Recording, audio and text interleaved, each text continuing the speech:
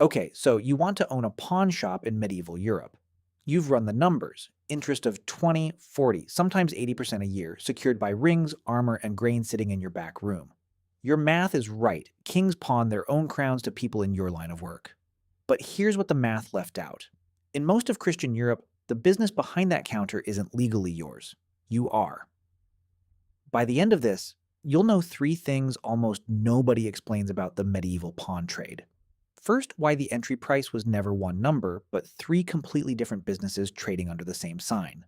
Second, how a few coins tied to a coat turns, at scale, into one of the most dependable income streams in the entire medieval economy. Third, why the men running this business kept ending up ruined even when their arithmetic was flawless. Underneath all three cites the real answer. A medieval pawn shop was never really a lending business at all. And somewhere in this story, the thing the law forces you to wear in public becomes the exact reason your whole life gets rewritten the day you die. We'll get there. Start at the bottom because that's where most people who ever ran this trade actually lived. In an English market town in the 12th century, becoming a moneylender didn't require a building, a charter, or a guild's blessing. It required capital you could carry, a strong box, a scale, a modest stock of coin, and a license to exist that the crown could revoke whenever it liked. Aaron of Lincoln started exactly there. By 1166, he was already lending to King Henry II, and within a few years his loans were funding cathedral construction at both St. Albans and Lincoln. By the time he died in 1186, he was, by most accounts, the wealthiest man in England in liquid assets. Wealthier than the barons who owed him money, wealthier than most of the churchmen whose buildings his loans had paid for. His rates ran anywhere from 22 to 86% a year, with the bulk of his actual business closer to 25 to 40. That's Tier 1, informal capital, personal risk, and returns that would make a modern private lender blush. Tier 2 is a licensed operation with a city's name stitched onto it. Merchants from the Italian region of Lombardy set up formal pawnbroking houses across England and the Low Countries, chartered and taxed by the towns that hosted them, trading under a sign of three hanging gold spheres.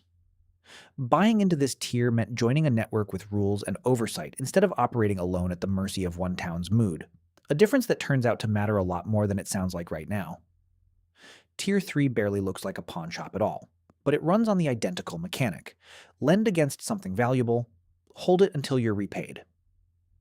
In February 1339, Edward III of England needed cash for his war with France so badly that he pawned the great crown of England itself, pledging it to the Archbishop of Trier for the promise of £16,650. And at points during that same crisis, he was offering lenders interest of up to 50% a year just to keep them at the table. That's the top tier: sovereign clients, catastrophic loan sizes, and collateral pulled directly off a king's head. None of these tiers advertise what actually eats the margin. Nobody warns the small operator about the badge. In 1218, England became the first country in Europe to legally require Jews to wear a visible public marker, turning every transaction into a public announcement of exactly who you were and what you did for a living. Nobody warns you about the tax structure either. Between 1219 and 1272 alone, the crown hit England's Jewish moneylenders with 49 separate levies totaling 200,000 marks, a tax with nothing to do with how much you'd actually earned that year. And nobody tells you at the moment you sign up what happens to the whole business the day you die. We'll get to that. So where does the money actually come from? Picture something small. A neighbor hands you his wool cloak, you hand him 4 pence, and if he brings you 5 pence back within a month, he gets the cloak. If he doesn't, the cloak, and whatever it's worth on resale, is yours. 1 penny of margin, 1 month, 1 cloak. That transaction, repeated at market town scale, is the entire mechanism. On its own, it looks like a rounding error, except it was never a single transaction. It was hundreds of them, running at once, every week, for years. A licensed pawnbroker in a market town wasn't making one loan and waiting to see what happened. He was running dozens of small loans simultaneously, each one turning over in weeks, each one throwing off its own penny of margin, and each one getting reinvested into the next pledge the moment it closed.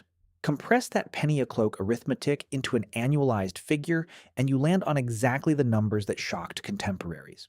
Interest that reads as a modest fraction a month can print out to well over 100% a year on paper, which is why cities that actually bothered to write rules down tried to put a ceiling on it.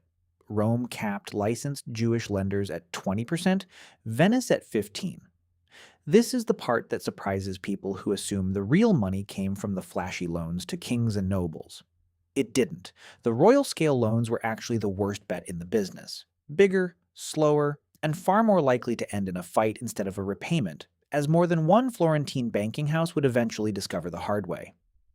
The boring, repetitive, small denomination trade, pots, tools, cloaks, grain, is what actually paid the bills, because it turned over fast and it turned over constantly.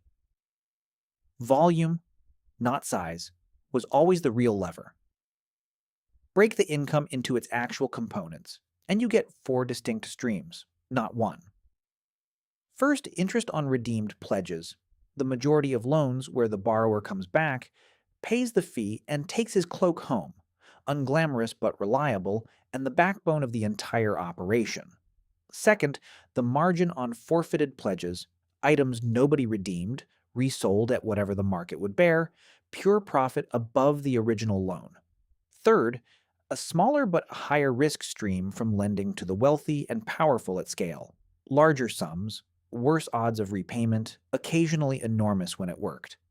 And fourth, a stream almost nobody pictures when they imagine this business. Fees on the paperwork itself. In England, every debt owed to a Jewish lender had to be registered as a formal deed. A shtar in Hebrew, anglicized into star, filed and archived by the Crown's own bureaucracy, which took its own cut just to keep the record straight.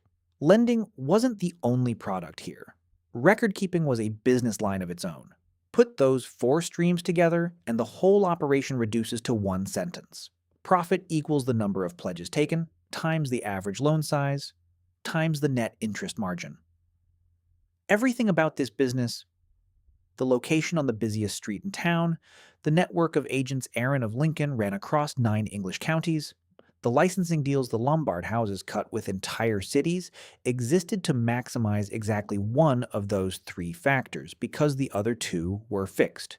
Regulators and custom capped the rate. An ordinary person's possessions capped the loan size. Volume was the only number anyone could actually move.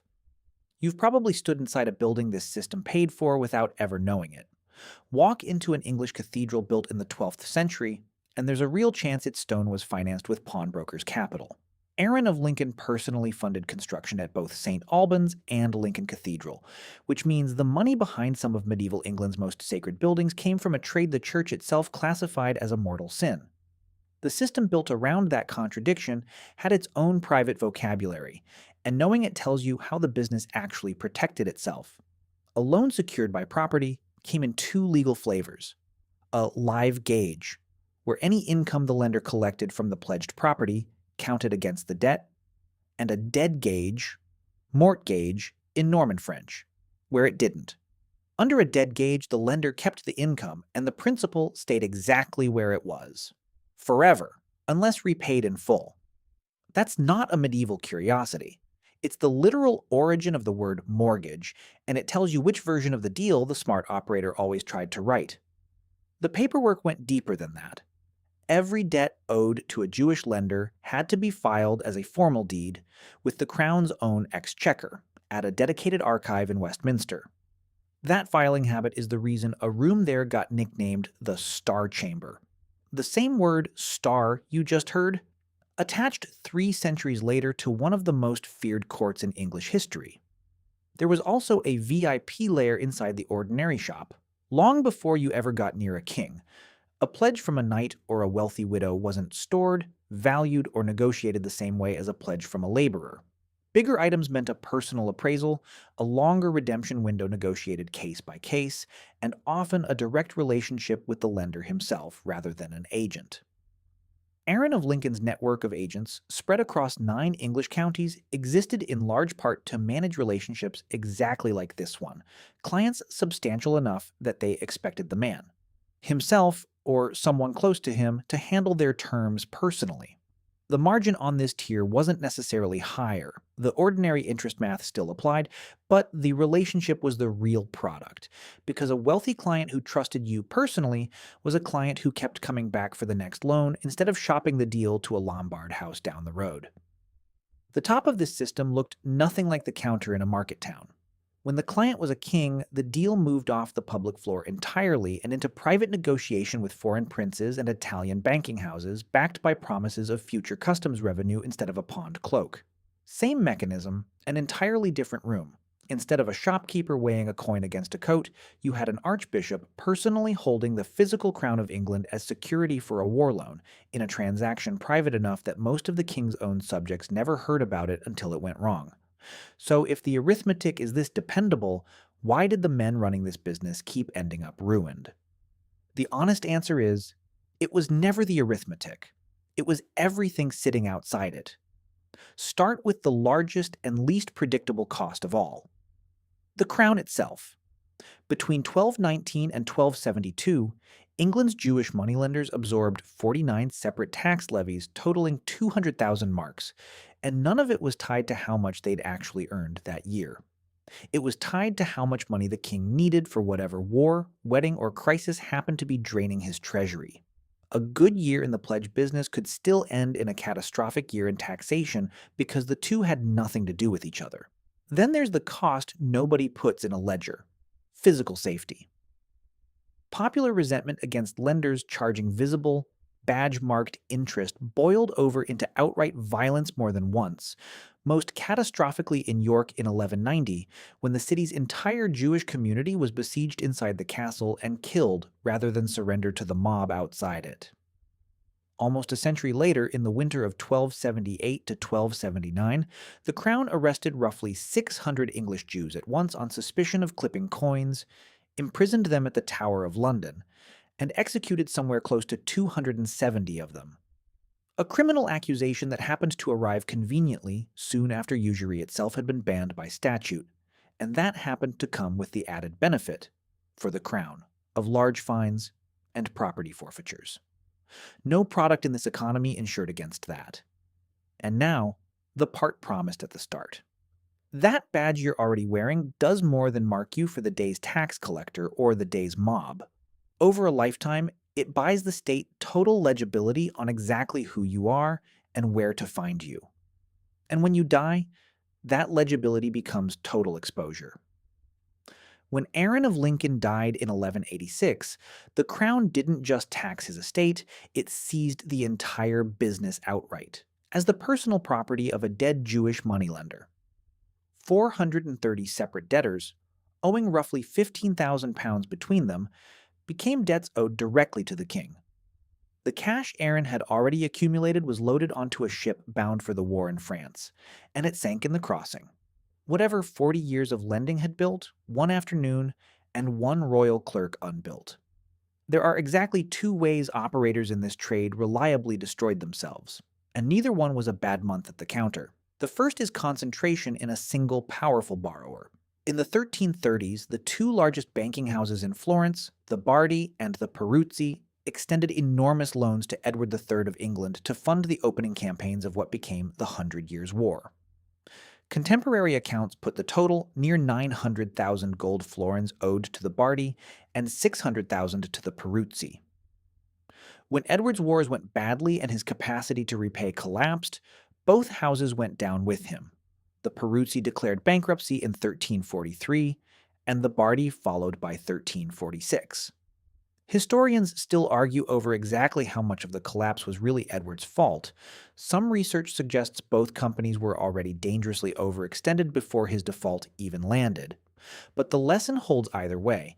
The single biggest, most prestigious client in the entire trade was also the loan most likely to take the whole business down with it when it went wrong. Rule: the size of a loan and the safety of a loan move in opposite directions. And the fanciest client in the room is usually the worst credit risk in it. What makes the case even more instructive is that Edward wasn't the only cause of death in the room. Florence's third largest bank, the Acciaiuoli, collapsed in that same. Wave without ever having lent the English crown a single florin, which tells you the whole Florentine banking system was already running on thinner reserves than anyone advertised. The exact recovery rate on what the Bardi and Peruzzi were owed is still disputed by historians who've gone back through the surviving account books, and this script won't hand you a precise sense on the florin figure that nobody can actually verify.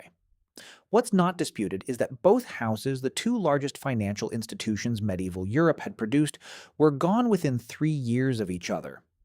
The second way operators died wasn't a bad debt at all. It was the law changing underneath them with a runway that meant nothing.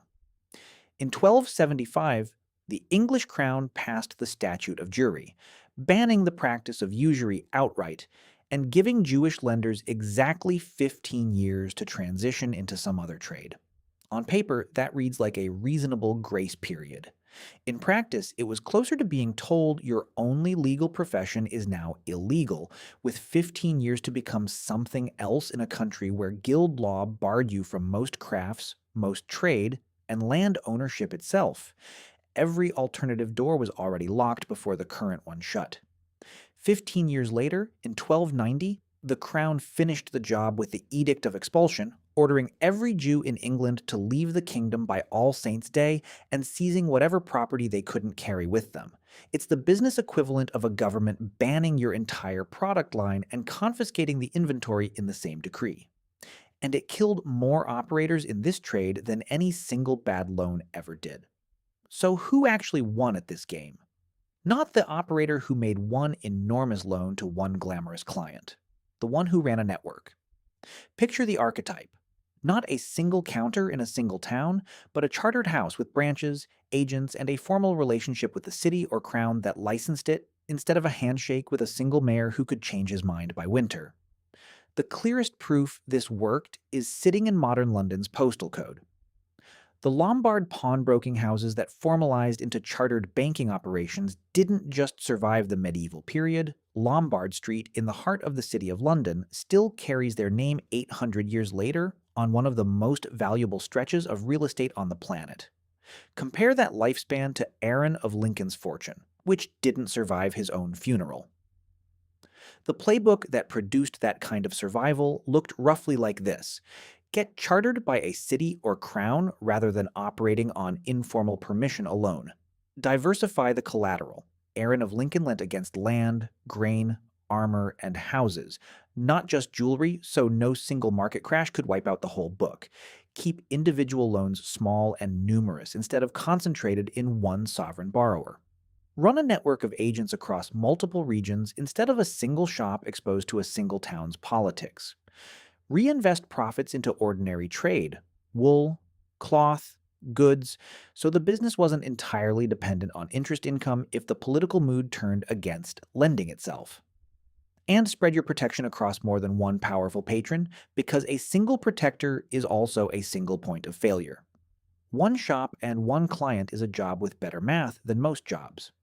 A licensed, diversified network is a business. The difference between a fortune that dies with you and a name that's still on a street sign centuries after every king who ever owed it money is gone. All right, step back for a second, because the contradiction from the start of this video finally has an answer. How can a business the church calls a mortal sin also be one of the most consistently protected trades in the entire medieval economy? Because the crown never actually needed the sin to disappear. It needed the sin to happen somewhere it could tax, license, and disown at will. Every king in this story wanted what money lending produced: the cathedrals, the armies, the crowns staying out of pawn. Without personally committing the act the church would deny him burial for. So he outsourced it to a class of people he could mark with a badge, tax on a whim, and legally own outright the moment they stopped being useful. A medieval pawn shop was never really a lending business. It was a pressure valve the crown built so it could commit a sin by proxy. Compare that to an ordinary medieval baker. His flour, his oven, and his customers belong entirely to him. Nobody seizes his shop because they need his profits for a war. The pawnbroker's business was never insulated from politics the way a baker's was. It was built directly on top of politics, which is exactly why it could. generate returns an honest baker never would, and exactly why it could be switched off overnight by the same hand that had licensed it. The trade this business actually offered was never coin for coat. It was guaranteed daily interest against a completely unguaranteed license to keep existing. And for the operators who survived that trade, the payoff on the other side was real. So here's the number everyone actually came for. What would you have walked away with if you'd done this right? Take the modest path first. You're a licensed operator in a regulated city, something closer to Rome's 20% cap or Venice's 15, running a steady book of small pledges. Tools, cloth, jewelry, the ordinary collateral of ordinary people. Your rate is fixed by charter rather than by how desperate you're willing to look, and your business survives on repeat customers instead of one spectacular client. It's a slow, regulated, unglamorous machine. Boring, in other words. Also, unlike almost everyone else in this story, still standing a decade later. On the honest numbers available for a licensed operator of this size, that's as specific as the surviving records let anyone get. Anyone offering you an exact investment and payback figure for the typical small shop is guessing, and this script would rather tell you that than invent one. Now take the other path, the one that actually made history. You scale into sovereign lending. You go from a shop to a banking house, from a handful of clients to kings, from pounds to hundreds of thousands of gold florins. For a while, this is the best business in Europe. The Bardi and Peruzzi houses of Florence were, at their peak in the 1330s, arguably the largest financial institutions the medieval world had yet produced, financing an English king's war machine and taking a cut of nearly everything moving between two of Europe's richest economies. And then comes the twist nobody at that scale saw coming, the exact thing that made them the biggest lenders in Europe. Proximity to the single most powerful client available is the same thing that erased them within a decade, when that client's war went wrong and his ability to repay went with it. The bigger the crown you lend to, the bigger the crown that can walk away owing you everything and leaving you with nothing. If you want one figure to hang the whole story on, it isn't a king or a Florentine banker. It's Aaron of Lincoln, a moneylender who started with nothing more than capital he could carry, built a network across 9 English counties, personally financed 2 of the country's great cathedrals, and died in 1186 as the wealthiest man in England in liquid assets.